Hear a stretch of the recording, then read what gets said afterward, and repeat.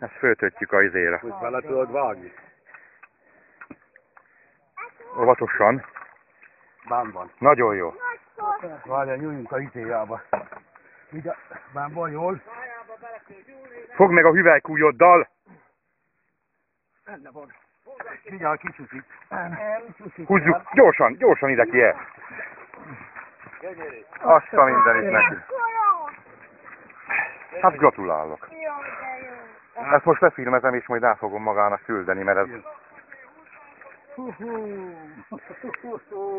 Fordítsátok, ha legyetek szívesek. De nehogy visszafickándozom a vízbe. Arra azért vigyázunk. Jaj, de nagyon szép. Hát maximálisan gratulálni tudok. Gyerekek, ezt föltesszük a YouTube-ra, gyerekek. Jó, hogy mind a 2 óra. Két horgossal lesz fogva. Rajt hagytam még a másik ízét is. Nem én ugyanígy jött meg, de csak az kis kiló. Nincs semmi. Nem az meg.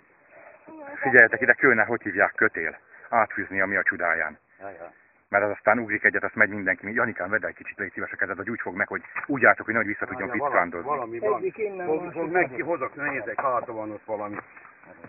Jaj, de gyönyörű vagy. Az anyát 700-át. Na, ezt meghallják a YouTube-on, hogy így beszélünk magyarul. Mindjárt készítek fotókat is.